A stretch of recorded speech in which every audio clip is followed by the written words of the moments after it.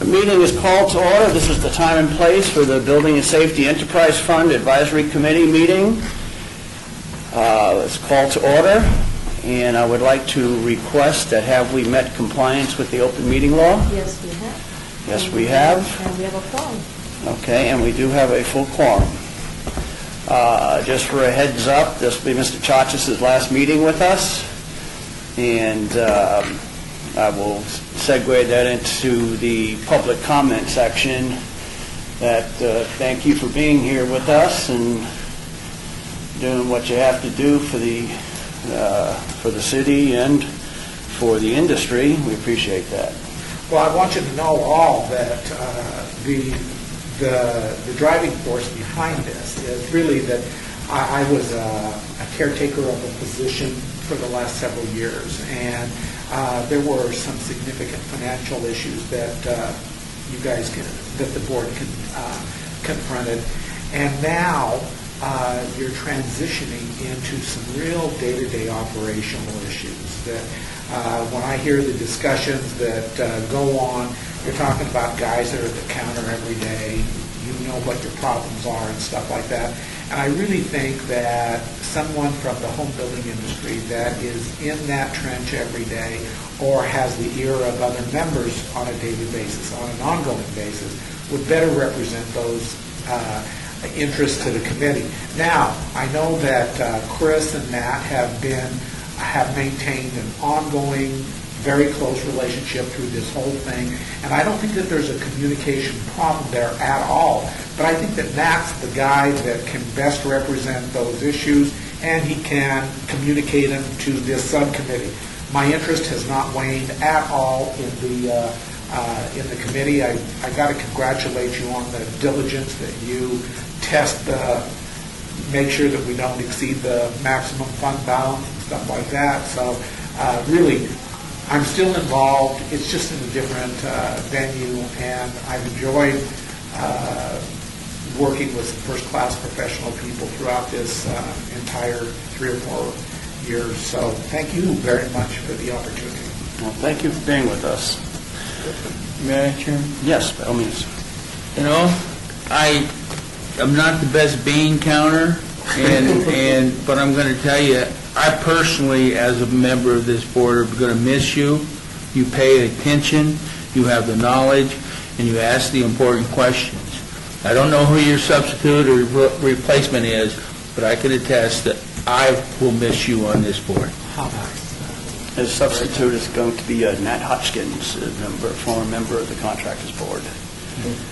So he's the executive director of the Home Builders Association. Item number 3, thank you again, Mr. Chachas. Thank you. We'll move on from there. Item number 3 is public comment, and there's nobody here from the public to make comment on that. Item number 4 is for possible action to approve the final minutes by reference of the regular meeting of December 13th, 2012. But just prior to doing that, we need to take care of a housekeeping item of the meeting minutes for September 25, 2012, at our last meeting dated December, that was dated 13th, 2012. We requested to hold it in abeyance to this meeting when we'd vote on it, and it was not put on the agenda. So we're just going to make a note that we are going to put that off and hold it in abeyance to the next meeting, and we will formally adopt the minutes from the September 25, 2012 meeting. Could I have a motion for approval of the minutes of the regular meeting that was dated December 13th, 2012? Mr. Chairman, there was a point on page 2 of those minutes, 5th paragraph from the bottom. Chris, did you, the statement, state statutes allow for a 50% increase and annual increases are based on the CPI. As an enterprise fund, I thought that we can establish fees sufficient to pay our ongoing operational costs and a slight margin. So I think that the though the CPI increase and stuff like that pertains to if the function of the enterprise, of the building official was part of the general fund, then you can increase the fees that are charged in the general fund. But I think as an enterprise fund, we get to set the fees, whatever is necessary to pay for the services of the fund.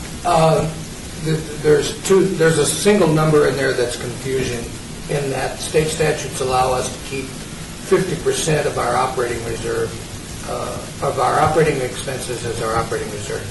However, in the context that those minutes are, it is a typo. That's not what I was talking about. I was talking about the fee schedule that we had adopted, and that when we looked at our recovery, we were at 35% recovery, which left us 65% short. And rather than trying to make up the entire 65%, we chose to go after a 50% fee increase graduated over 4 years. And that's the context that the 50%. I'm fine with that, as long as that's clarified. Yes. And then that other statement, annual increases are based on the CPI. I don't think that. And that was the context in which I said it. We do the 50%, and the remaining 15% we planned on making up longer term using annual CPI increases. And was that part of what we adopted? Yes, that's what we did.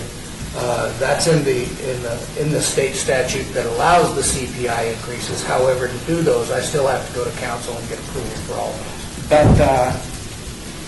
But when we adopted the recommendation of the fee increase, the 25%, 50, That was part whatever of the discussion, yes. Was that part of? It's not in the language of the I didn't think it was. ordinance as it was adopted, but it is in state statute that it's allowed. I think, again, that it's different statutes.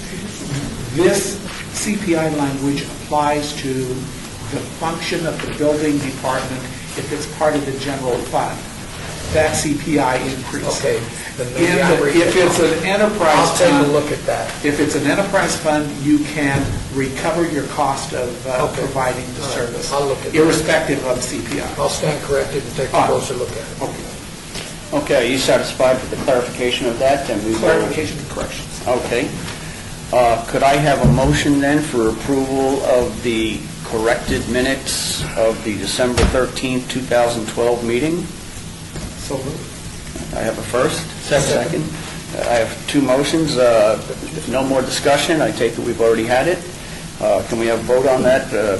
All in favor, say aye. Aye. Opposed? None, so that passes. Okay.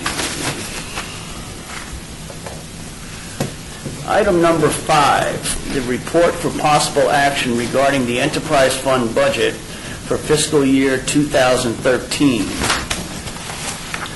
Mr. Chairman, we wanted to give you a brief update, and Yolanda Palomo is our management analyst that watches this budget rather closely for me on a regular basis, and we sit down. I will tell you, bottom line, year-to-date, we are $967,045 in the black. However, don't let that mislead you, because in the month of November, actually it was back quite a while ago, we discovered that some of our tract home building permits had somehow, there was a glitch in the system, and were somehow the fees for those tract homes were being assigned to the what we call the roof tax, residential construction tax, and put into wards into the general fund.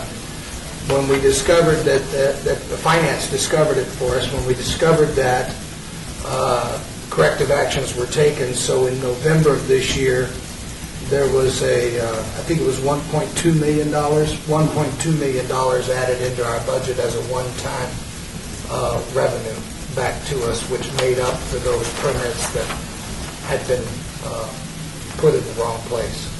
So if you take $1.2 million from that error and the 967, then we may get a different picture.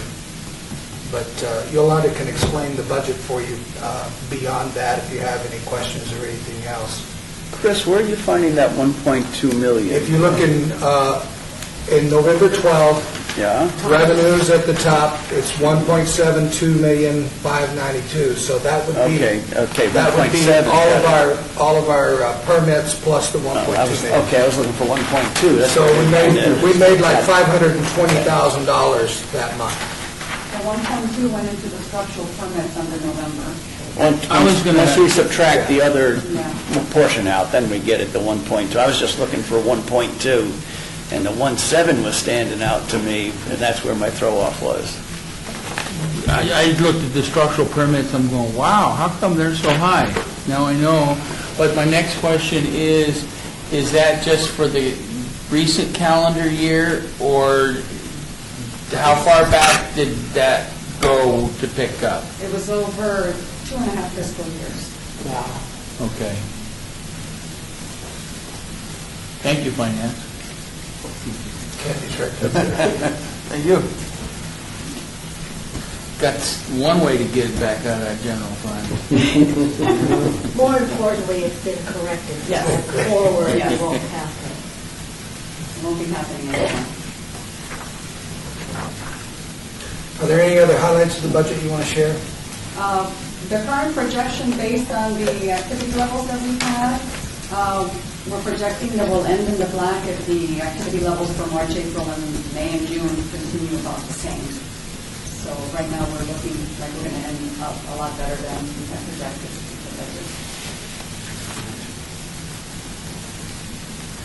Are there any questions? Do we anticipate how, based upon that surplus, we're going to be building up our surplus again, or are we still going to be in a negative? The surplus would only go up the amount of of any surplus that we have left over at the Right. end of the fiscal year. The reserves are looking, right now, we're projecting to run at 3.3 with the reserves. If you see the line that's in the square, And your ceiling would be the 3.7, correct, so you're still under this. yes. Right. Okay, so do I need to take a motion on that for approval of that line item? It's just a report. It's just, yeah, it's in the report, no vote, I don't think it's Okay, required. so no vote required? But we did this because we won, I mean, that was, I agree with Mr. Potter, I'm going to miss Mr. Chachas because whenever I'm dealing with budget, he's the guy I have in mind. But we did this to give you a report on how we're performing from a fiscal standpoint year to date. Because the next item is to talk about what we're going to be doing next year. Okay, and we'll roll into that. That would be item number 6 of the agenda, report for possible action regarding the proposed enterprise fund budget for fiscal year 2014. We have had our budget meeting with the city manager and given city management our budget proposals. And if you remember last year, as we were going through the budget process, we wanted to try to do something in March to give this board the opportunity to review our budget, our proposed budget, and to hear what we were doing in our budget and provide any comments to the council or the city manager's office, which is really your function under state law, is to give advice on the operations and the financial well-being of the enterprise fund. So I'm going to let Yolanda share what's in our budget proposals. I know them, but I don't want to steal her thunder like I did on the last one, so we'll let her do it. Okay? So on the first page, you have a summary of what we gave to finance. And the base budget, the total base budget was 7.644,468. And the summary, the department transmittal recap. That is actually lower than our budget was for fiscal 13. Fiscal 13, we were at 7.7. Finance did reduce some of our expenses, such as facilities. Facilities were reduced by about $38,000.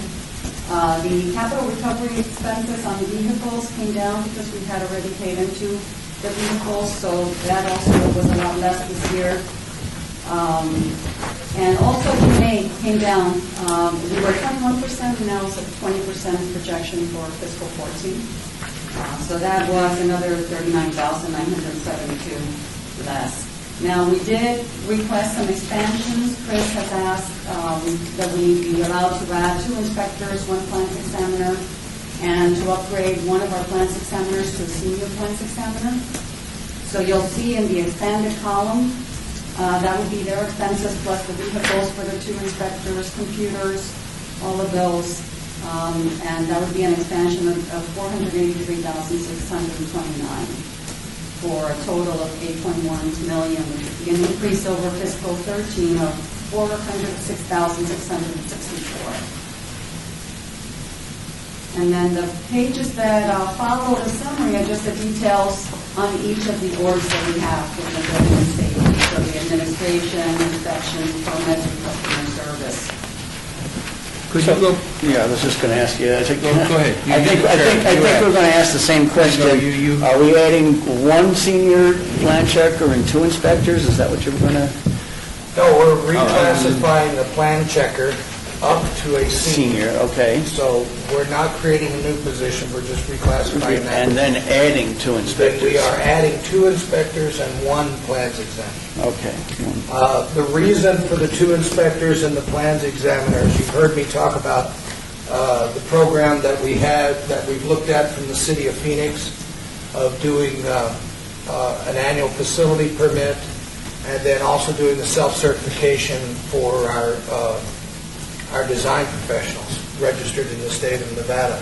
Those 3 positions are intended, if we get them, to implement those two programs. We're going to start small and try to grow big and do that. The senior plans examiner is based upon an administrative change that I made with my managers.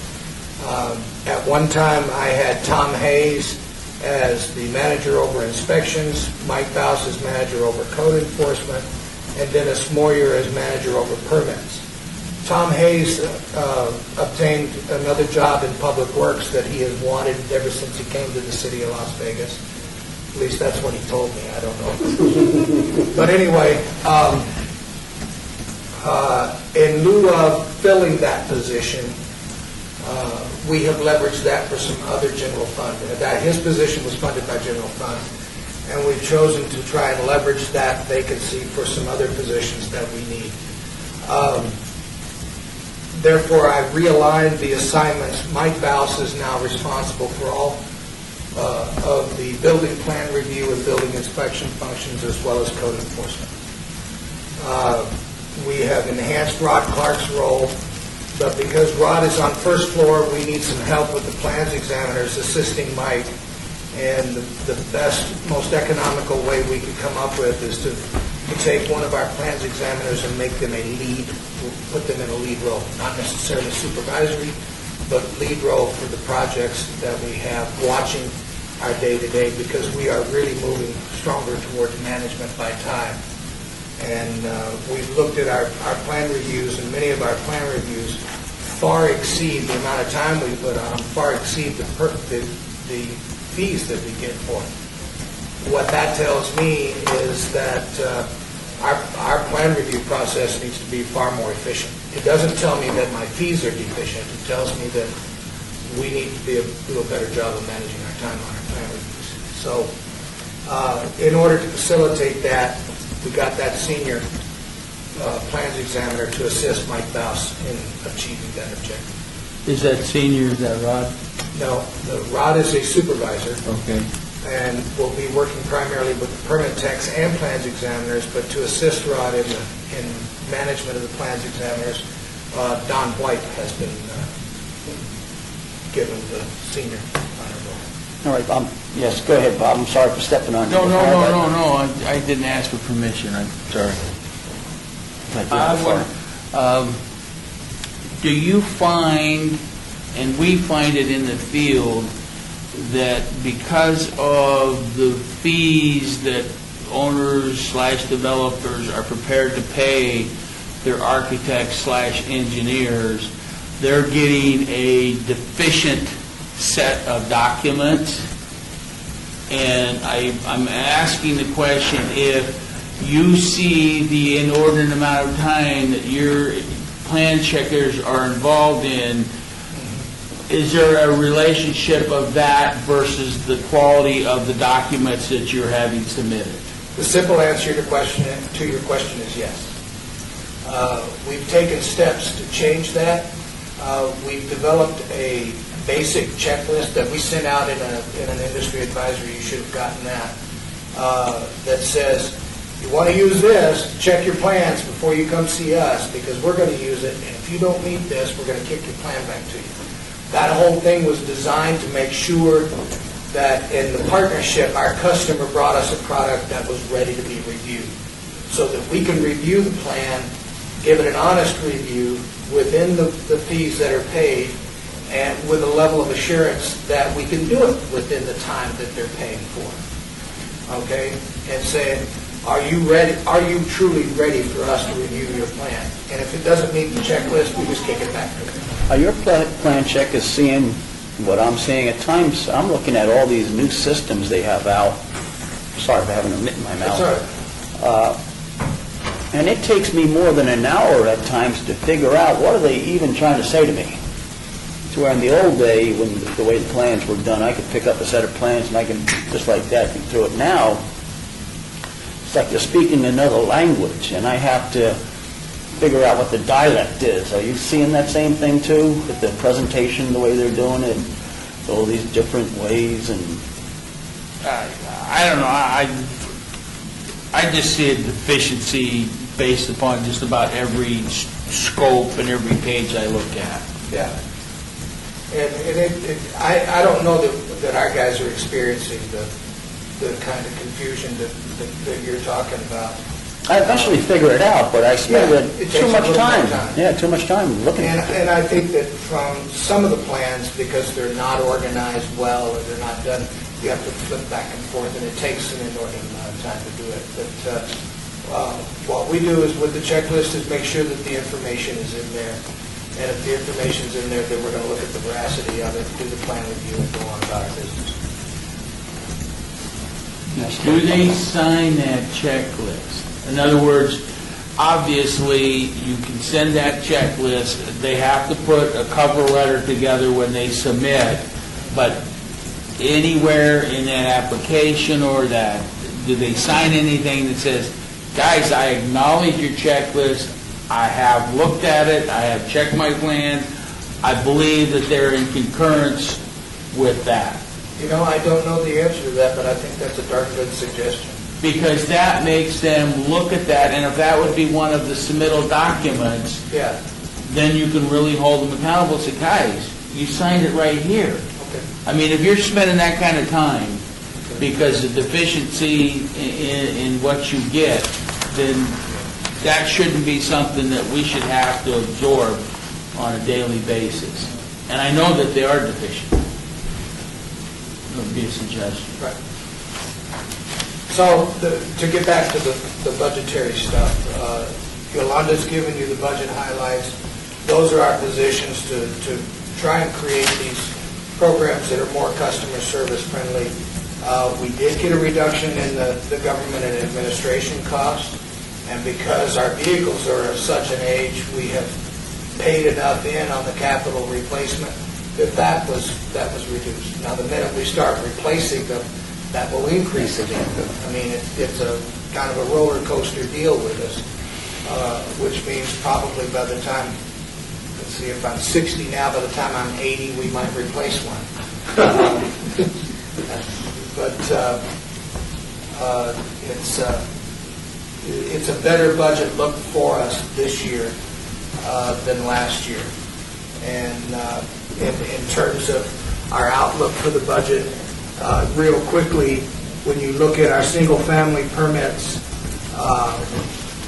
we issued from January through February of 2013, 204 new single-family permits, and the same time period was 137. If you look at our fiscal year of July of 2012 through February of 2013, we issued 772 compared to July 2011 to February 2012 of 498. So the single family has gone up. If you look at our commercial, it still remains very, very flat. Remodels, we had on commercial 438 July, February of 2011 to 12, 563 2012 to 13. So, I mean, it's about 130 increase. I mean, that's not bad, but it's nothing, as I'm prone to say, nothing to write home to mom about. In the January to February numbers, it was 132 for this year versus 97 of last year. So we have seen some uptick in the TIs, which for me, the uptick in the single family and an uptick in TIs says that we're off of the bottom, but we're not very far off the bottom of this economic recession. And people are feeling positive, but do we have enough speed to take flight? I don't know that yet. Couple of questions. Yes. How many FTEs did we have this year and how many next year? It would be whatever it is today plus 3 for next year. Plus 3 more for next We're year. about 47 or so. I think we're at 51. 51, it'll be 54. Yeah, I think so. I'll double check. Okay. And just one, I drive on Main Street every once in a while. I was right next to the smoke shop on Main Street over there. I've noticed there's a lot of land clearing going on there. Is that on the tribe or is that a project coming on? And if it happens on the tribe, does it reflect in our numbers at all? No, I don't think we would permit, we're not permitted being a reservation. They're a sovereign nation. Okay, so that's, and that is reservation stuff. That I don't know. I'll have to take a look and see where you're talking about. Corner of Maine, Maine and Washington, I guess. and Washington. Which quadrant? North, west? It's, you know where the smoke shop is? Yes. It's immediately south of that, all the way to the... I think that's the old. That used to be a trailer park. Used to be a trailer park. Used to be a trailer, used to be Skyview, mobile Yeah. park or something like that? Now, that's private ownership in the city. Oh, so... And I don't know if it's a project or not. I don't know if they're just Yeah, they're really taking taking stuff out or what. Yeah, they're cleaning it up real good, it looks like. Chris? I'll tell you what we'll do, Jim, is I'll check and see if we have anything on it and send you an email on it. Thanks. I have a question on the Yes. on the revenue side. I mean, you explained this expenditure side, and forgive me if it was turned into my office and I haven't seen it. But on the revenue side, are you going to have an uptick from what Chris said for 14 that offsets what the increase is you're going to have in the expenditures too? You're still going to be planning a break even?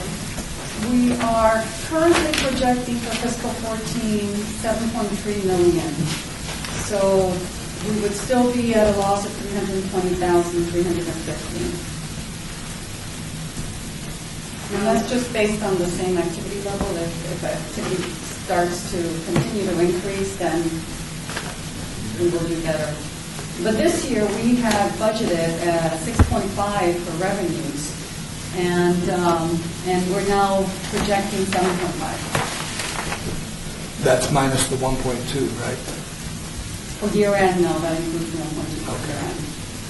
So that would be So For this fiscal, 6.2. not for next fiscal. Next fiscal does not include that. But if you're going to say revenues of 7.3, but your expenditures here are 8.1. With total, if we are approved for the positions, then we would be losing 803,979. And that's a full cost for the full year. Yes. Okay, we That's a probably, full cost for the full year. You know you'll have some lag in that. Right. And if you see the uptick, that'll sway it on the revenue side. The And other the fact thing is you is- have sufficient reserves to cover. yes, we have sufficient reserves to cover it. The other thing is February 1, we increased our fees by 15%. So with that 15%, there'll be some greater cost recovery in there. And then between July and July of this year and January of next year, we'll be looking at another 10%. That's the end of the phased implementation of the 50% that I was talking to Jim about earlier. So that ends it for us with fees, and that's why we're beginning to focus on our processes so much. Thank you. Is everybody fine with the proposed budget for 2014? I'll take that as a yes. We are going to move on to item number 7, citizen participation. And seeing there's nobody here, is there any comment from any of the board members or anybody in attendance? Well, I might make a comment just because I would be devastated if I hired 3 people for $500,000 in my company. That's my comment. There was a breakdown of it that I spotted here. I think the thing that really would get you and trip your trigger is the benefits. I saw that. Are almost 50. It's almost equal. 50, to the pay. Yeah. Yeah, that's, And we had that discussion as part of our budget last year. We have salaries. always had that discussion. Salaries and wages of $180,320, and then benefit allocation of $144,260. So, gentlemen, I would remind you that included in that benefit allocation is the vacation, sick, holiday. It is not included in the salary line, it's included in the benefits. That's how we allocate it. So if you were comparing it to the salary in your organization, you took the total base, your total base would include that time not worked. Ours, we put in the benefit. 324K divided by 3, that's $108,000 a person. I think this one. That begs a question then. So you put vacation and sick, you fund vacation and sick. That would imply that you are going to make sure that that position is filled by a paid position when they're on sick or vacation. And unless you bring that person in from the outside, the other people that are in the fund have already been funded. We don't actually fund all the time off as it's accrued. What we do is we have a fringe benefit pool where we put all of our benefits, our sick, our annual, the retirement, the Is it ever insurances. synced up? Or do we, this has come up more than once, and I would caution you all to find out about this, that if you transfer money out and it isn't synced up, so the money, that if we transfer money out to pay for something that is never actually spent, that money needs to come back to us, or it's a transfer that is precluded by law. So that is, we've had this discussion several times. We've had it with, now it comes up with, on the benefits, there was someplace else that it came up. It Your escaped. facilities, Yeah. cost, vehicle costs, anything that we don't have directly related just to Government his asset or his administration. resource. Yeah, and I think this benefit thing came up at least 2 or 3 times, and for some reason, in the past, someone said that it was synced up. Now, I would like to see, Well, when you say sync up, we actually review the application rate a minimum of quarterly, and if it needs to be adjusted, because it's an internal service fund, this benefits pool. It is not a profit center. It is supposed to be a zero. It's just an allocation method. in the past, the city has had more than 0 in those internal service funds. Well, we do have, we will always have more than zero, but we also have a $50 million compensated absences and outstanding for workers' comp. Those are all paid out of that pool. So we could actually give you the balance sheet for that pool of what the outstanding liabilities are. But we Is it tracked so that the dollars that are transferred in by the building enterprise fund benefit only or relieve only costs associated with the operation of the fund? I don't say I could agree with the exact way that you worded that, because we don't transfer any money from the building fund to that fund. We charge the building fund a rate based on the calculation of what the benefits are for the personnel that are working in the building and safety enterprise fund. Right. The only problem I had with, or the only concern I had with that was you charge for vacation and sick at the full boat, irrespective of how much time they take off. So Yes, anyway. it's not a one-for-one. Right. You're right, Jim, but it levels out. Let's say if I did it, just one reason why we have a pooled benefit rate is if I have an enterprise fund, and let's say two of Chris's staff members go out, one goes out on maternity leave and one goes out for an operation and doesn't come back for 9 months. His enterprise fund is going to eat the cost of all that sick leave and all that time not worked and not be able to bill it.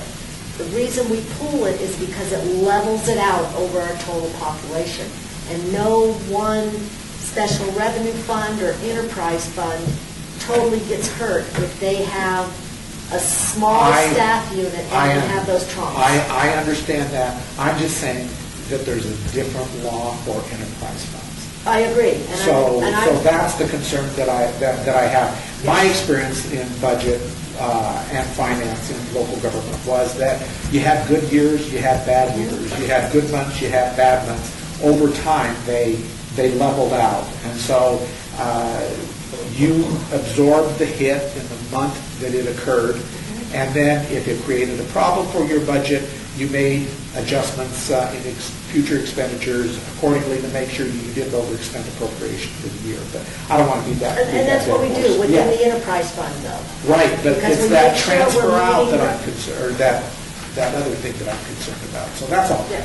As No, long we're as meeting you the understand full my position. statute, we're meeting the cost accounting standards, we have allocation plans, some of our grants that have been totally authorized by the federal government. So we're making very sure we're consistent in the application across the board. Okay, with the... And I'm sorry, go we ahead. also make sure that, Mr. Chachas, one thing we do, we have two separate benefit rates. We have the general population and we have public safety, because Sure, I'm Chris aware of should that. not be eating the No. higher public No, safety I rate. understand that too. Okay. Okay, with that, getting all that out of our way here, yes. One more here. See how much information I got out of my statement that started that process? My other statement before we approve this is, I still have, I know we've discussed this, but I still think our general, even though you tell me that we get a $39,000 discount this year, our government cost allocation, I got to go on the record that I think is unfair. May be required, but I think it's clearly unfair to our enterprise fund with that. Well, it looks like it's going to come in under budget this year. Just because we budgeted over last time. Do you want me to respond to that? Yes, by all means. General government cost allocation is, again, an allocation based on staffing to cover those services such as the city manager's office, the clerk's office, human resources, finance, information technologies. If the enterprise was not being charged that allocation, they would then have to staff up to have human resource personnel, their own clerk personnel, their own information technologies department, their own finance department. That's their share of paying for those services. then my question would be, how do you develop that percentage? And I can provide I mean, that. because all we get is a number. Right, and I can give you the full definition. I'd be happy to send that to Yolanda and send it out, that shows exactly what we put in that cost pool and the formula we use to calculate the rate and then the application. We base it on labor dollars across the city. Across the board, labor dollars across the board, Labor okay. dollars across the board. And we have a detail of what department costs go into the pool that's being distributed. And my next question is, how many enterprise funds do we have? In the city? 3 Yes. large ones, 3, yes. which are the building, Parking and sewer. And Municipal golf. municipal golf. and those are all handled equally based upon, you say you take the numbers across the board and then what is the percentage, what is the calculation in terms of how you determine what enterprise fund pays? Obviously, you assume your expenses are X number across the board. How do you assign that to the different enterprise funds? Based upon employees, based upon dollar value, based upon assets, et cetera? Based on the labor dollar charge. So we build the rate from budget. We say, we know that all of these costs in the pool are going to be $1 million.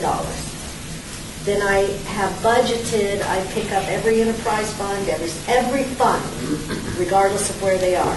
Here's the labor dollars. So I divide it and come up with the 20% rate. Then because for every dollar that's spent, 20 cents is going to be charged for the government cost allocation. So then, for every dollar the enterprise spends on labor, they get 20 cents. For every dollar that municipal golf spends, they get 20 cents. So the formula is the same across the board, regardless of which fund you're in. Okay, and I understand. I'm just concerned that maybe because they have the ability to charge those different enterprise funds, are they overcharging that to cover some excessive G&A cost?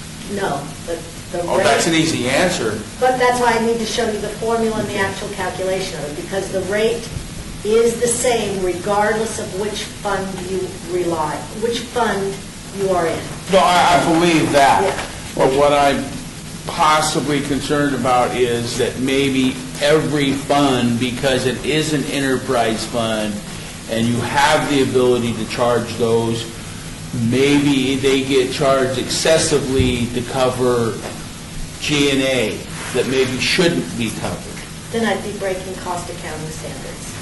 Okay? That's not Wow. an acceptable practice. When I look at this right now, and I'm looking at our total expenses of 7.4 million, and then the general government cost allocation of 734,000, it's almost a 10% between those two numbers.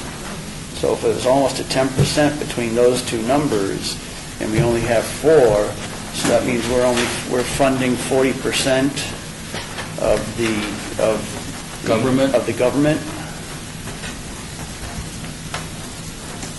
or whatever, I'm taking it as the 10% of the other. I don't believe parking, they might actually have a bigger budget than we do. No, No. parking does not. Sanitation does. Sanitation does. There's just something that crossed my mind. I happened to see the numbers were so, at 10%, point something. Jim, you probably know it off the top of your Well, head. there are, I think that another way to look at that might be to just take a look at what has the annual charge been historically for the last 5 years. Is there something that's happened in the last several years that has caused it to be what it is today? And if it's grown by CPI, it was what it was, it is what it is today. Then you got to, if you still take exception, you need to drill down on the elements. And so I think that cost accounting rules do say, and I would never challenge the application that they use, that you do it consistently across those funds that are receiving the service. I wouldn't doubt that they're doing it appropriately. It's the elements that are included that, and to the level to which they're included, that you might get a little bit of a indicator if you saw what the trend has been over the last 5 years. I would agree, that would be knowing what's put in the pool that's being allocated, that you might have a question. But I know that Chris and Yolanda will watch this very carefully in such that there's the opposite example. Chris collects some sewer connection fees for the Sanitation Enterprise Fund. So he charges the Sanitation Enterprise Fund part of his, I think it's still $100,000 a year. He charges. Now, we don't go back and make his staff member keep a time card to know, is he overcharging us? No, it's by the trending on what he watches, what his staff is doing, how much time it takes. If something changed in that sewer connection fee and he came back and said, we've been watching this and we now need to make it 125 or something, we'd have to have a look at it. But he and Yolanda watch very carefully what their resources are doing so that they're charged appropriately. All right, well, I would like to go ahead and move on to number 8 and take a motion for adjournment. I so move. It's moved, a second? Aye. Okay, it's a second on that. All those in favor, say aye. Aye. Aye. Opposed? Meeting over.